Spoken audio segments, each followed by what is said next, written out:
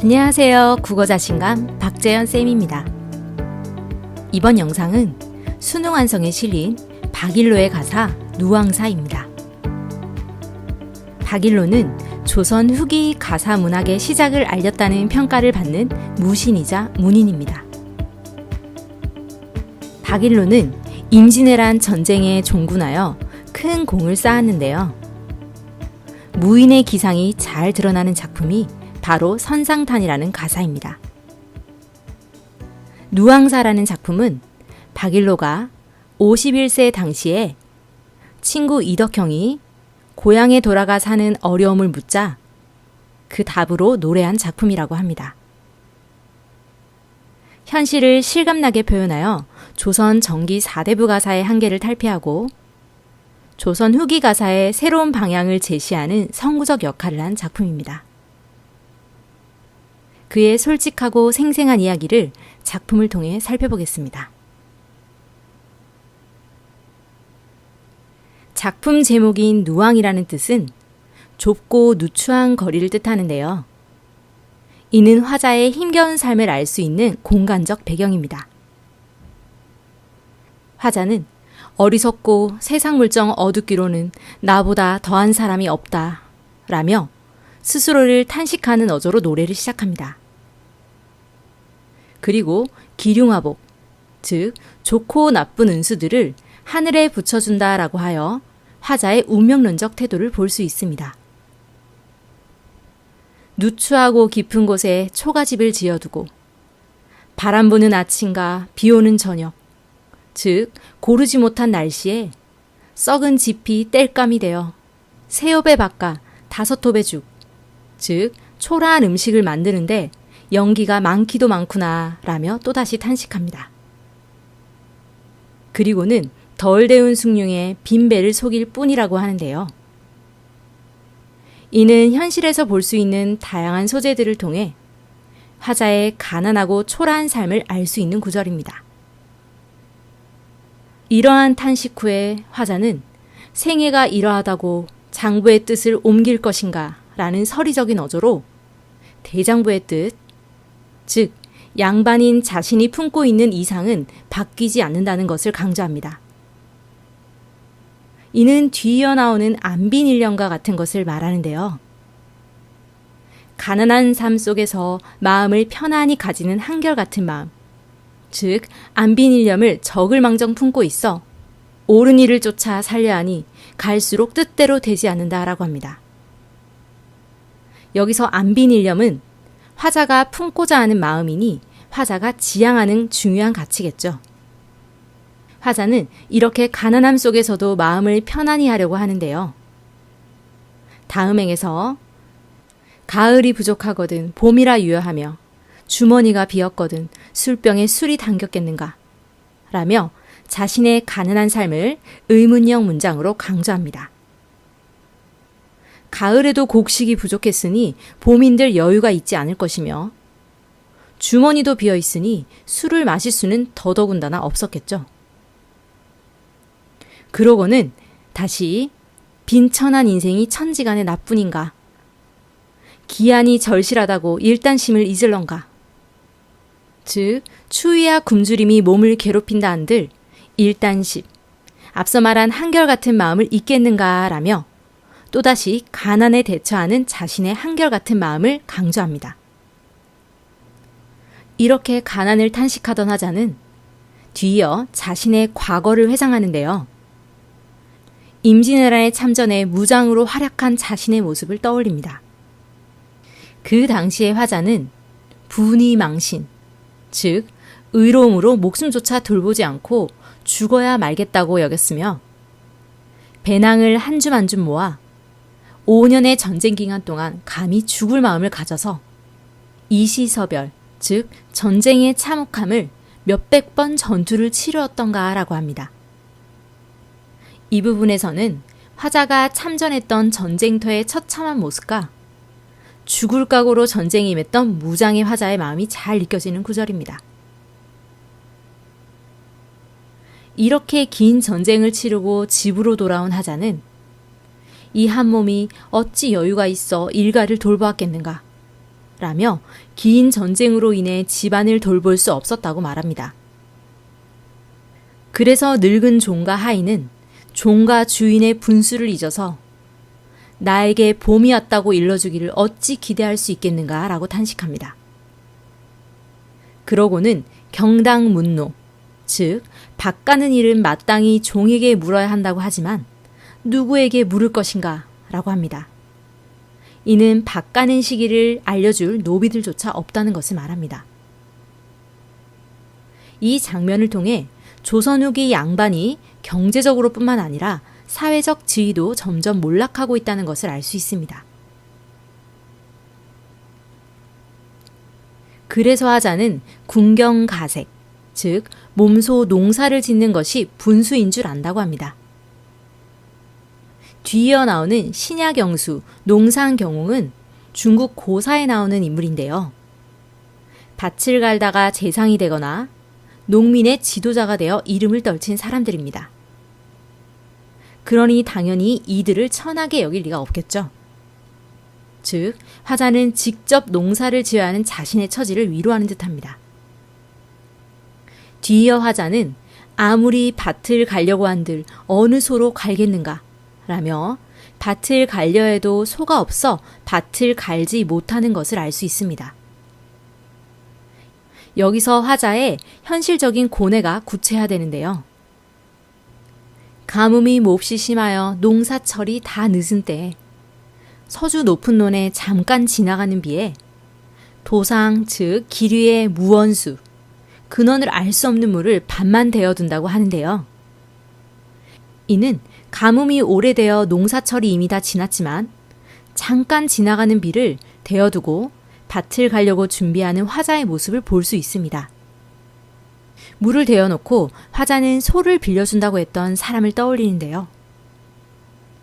그때 소 한 적 빌려주마 하고 대충 했던 말을 기억하고 친절하다고 여긴 집에 달도 없는 황혼에 허둥허둥 달려갑니다. 여기서 허위허위라는 음성상징어를 통해 화자의 다급한 마음을 알 수 있습니다. 이때 화자는 소 주인의 굳게 닫은 문 밖에 우두커니 혼자 서서 큰 기침을 오래도록 합니다. 이는 소 주인집 문 앞에서 머쓱해하는 화자의 모습을 알 수 있는 구절입니다. 다음부터는 소 주인과 화자의 대화가 드러나는데요. 여기서는 화자의 목소리가 바뀌는 부분을 잘 살피며 내용을 따라가야 합니다. 이때 소 주인은 어와 기 니신고 라고 하니 화자는 염치 없는 나옵니다 라고 대답합니다. 다시 소 주인은 초경도 거인데 기 어찌와 계신고 라고 합니다. 이때 초경은 초저녁인데요. 과거에는 해가 지면 길에 사람이 다니지 않았기 때문에 소 주인은 늦은 시간에 찾아온 화자에게 민망한 질문을 하는 장면입니다. 그러니 화자는 연년인 즉 매년 이러하기 구차한 줄 알지만은 소 없는 가난한 집에서 생각이 많아 왔습니다. 하고 소 주인을 찾아온 이유를 말합니다. 그러니 소 주인은 공짜로나 값을 받거나 빌려주엄직도 하다마는 다만 어젯밤에 건너집 사람이 목 붉은 꿩을 기름에 구워내고 가디근 술을 취하도록 권하거늘 이러한 은혜를 어이 갚을런가 라고 하는데요. 이는 이미 맛있는 안주와 술을 가지고 와서 소 주인에게 소를 빌리러 온 다른 사람이 있었다는 걸 알 수 있는 구절입니다. 이어서 소 주인은 그 고마움을 갖기 위해 내일 주마 하고 큰 약속을 하여서 실약, 즉 약속을 어기기가 편하지 않으니 말하기가 어렵구려 라고 합니다. 이렇게 소 주인은 자신의 사연을 구체적으로 말하며 간접적으로 화자의 부탁을 거절하는데요. 당연히 빈손으로 찾아간 화자는 그 이야기를 듣고 얼마나 머쓱하고 난처했을지 눈에 선한 장면입니다. 이렇게 거절당한 화자는 진실로 그러하면 설마 어찌하겠는가 라며 소 주인에게 대답합니다. 이렇게 소를 빌리지 못한 화자는 험멍덕, 즉 지프로 만든 모자를 숙여 쓰고 앞코도 없는 집신을 싣고 설피설피 물러납니다. 이때 설피설피라는 음성 상징어는 힘없이 어슬렁어슬렁 물러나는 화자의 모습인데요. 앞서 허위허위 소를 빌리러 가는 화자의 모습과 대조를 이루고 있습니다. 이때 작고 초라한 모습으로 길 가는 화자를 보고 개가 짖는데요. 개가 짖는 소리를 통해 화자의 초라한 처지가 더 부각되어 연민을 불러일으킵니다. 이렇게 양반의 체면에 수모를 당하고 집으로 돌아오니 화자는 잠이 올 리가 없겠죠. 와실에 들어간들 잠이 와서 누워시랴 라고 탄식하는데요. 와실은 달팽이 집, 즉 자신의 작고 초라한 집을 달팽이 집이라고 빗대어 표현한 구절입니다. 그래서 화자는 북창에 비스듬히 앉아 새벽을 기다립니다. 이때 무정한 대승이 내 한해를 돋운다고 하는데요. 대승은 오디세라는 새로 그 당시 오디세는 밭갈기를 재촉했던 새라고 합니다. 즉 밭을 갈 수 없는 화자의 서글픈 심정을 더 고조시키는 자연물입니다. 화자는 아침이 끝날 때까지 슬퍼하며 먼 들을 바라보니 즐기는 농가도 흥없이 들린다라고 합니다. 이는 화자가 아침까지 잠을 들지 못하고 아침이 되자 들리는 농가의 노랫소리도 흥없이 들린다고 말하는 구절입니다. 이렇게 세상 물정을 모르는 한숨은 그칠 줄을 모르는데요. 그때 화자의 시선에 빈 벽에 걸려있는 쟁기가 눈에 띕니다. 아까운 저 쟁기는 볕보임, 즉 쟁기의 날이 좋구나.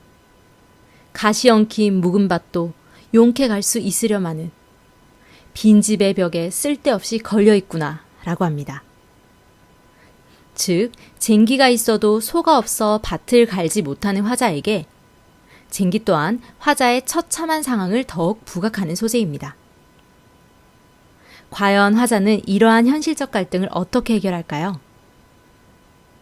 곧이어 화자는 충경, 즉 봄 밭갈이도 거의 다 지나갔다. 팽개쳐 던져주자라며 밭갈이를 포기합니다. 다음 장면부터는 시상이 전환되는 부분입니다. 지금껏 현실적 문제로 갈등하던 화자가 소를 빌리지 못하고 좌절하여 농사를 포기하는 장면이었는데요. 그 뒤에는 화자가 어떠한 삶의 모습을 선택하는지 살펴보겠습니다. 다음 장면에서는 강호한 꿈을 꾼 지도 오래되었으나 구복이 위로하여, 즉 배고픔이 누가 되어 잊고 있었구나 라고 탄식하는데요. 강호한 꿈이라는 것은 당시 양반들이 속세의 뜻을 버리고 자연에서 도를 찾는 것을 말하는 건데요. 화자 또한 그러한 꿈을 오래 꾸었지만 가난이라는 현실적 괴로움 때문에 잊고 있었다라며 탄식합니다. 이때 화자는 천피기욱, 유비군자와 같은 중국 한시의 구절을 일부 인용하며 저 물가에 푸른 대나무가 많기도 많구나. 교양 있는 군자들아 낚싯대 하나 빌려다오. 갈대꽃 깊은 곳에서 밝은 달과 맑은 바람에 벗이되어 임자 없는 바람, 달, 강산에 절로절로 늙으리라. 라며 낚싯대를 빌려 어우놀이를 하며 욕심 없이 살고자 하는 마음을 드러냅니다. 이어서 무심한 백구야 오라 하며 말라 하랴. 즉 욕심 없는 흰 갈매기야 라며 자연물과 화자가 무라일체된 모습을 보이는데요. 이렇게 갈매기에게 말을 건네며 갈매기는 나를 오라고 말라고 하겠느냐.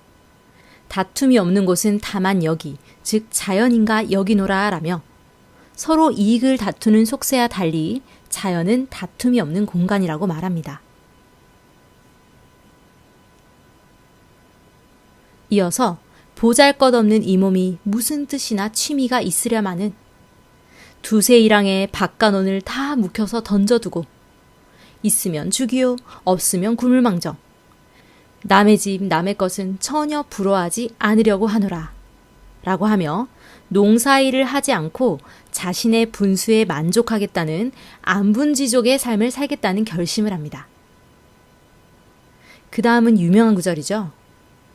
내 빈천을 슬프게 여겨 손을 젓는다고 물러가며 남의 부귀를 부럽게 여겨 손짓한다고 오겠는가? 인간의 어느 일이 운명밖에 생겼는가? 라며 빈천은 피할 수도 없고 부귀는 억지로 가질 수도 없다라고 하며 이 모든 것은 운명이라는 자신의 운명론적 태도를 드러냅니다. 곧이어 빈의무원, 즉 가난하지만 원망하지 않는 것이 어렵다고 하건만은 내 생의 이러함에 서러운 뜻은 전혀 없다라고 합니다. 그리고 단사표음, 즉 소박한 음식도 만족하게 여기노라. 평생 한 뜻이 따뜻하고 배부른 온포에는 없다라고 합니다. 그리고 태평천하의 충효를 이를 삼아 화영제, 신붕우 잘못되었다고 할 리 누가 있겠는가? 이는 자연 속에서 유교적 가치관을 쫓아 정신적인 충만함을 느끼며 살기를 다짐하는 화자의 모습을 볼 수 있습니다. 그리고 마지막으로 그 밖에 남은 일들, 즉 세속적인 일들은 다 생긴 대로 살아가려 하노라 라며 노래를 마무리합니다. 다음은 내용과 표현 방식을 정리해 보겠습니다. 화자는 누앙, 초막, 썩은 집, 밥, 죽과 같이 현실적인 시어들을 사용해 자신의 가난하고 초라한 삶을 보여줍니다. 그리고 옮길런가, 담겨시라, 나뿐이랴, 돌아보랴 등과 같이 의문형 형식을 활용하여 자신의 심정을 더 강조합니다. 그리고 가을이 부족하거든 봄이라 유여하며 주머니 비었거든 병이라 당겨시라 와 같이 비슷한 문장 구조의 반복으로 운율감을 형성합니다. 또 화자와 주인의 대화체를 삽입하여 장면을 보다 생생하게 전달합니다. 그리고 허위허위, 설피설피와 같은 음성 상징어를 통해 화자의 심리를 구체적인 행동으로 생생하게 보여줍니다. 그리고 개 짖는 소리, 쟁기, 대승, 농가의 흥과 같은 소재들로 화자의 슬픔을 더 심화시킵니다. 마지막으로 가난하지만 원망하지 않는 삶, 즉 빈의무언이라는 시어와 충효, 화영제, 신붕우와 같이 유학자의 태도를 지향하며 노래를 마무리합니다.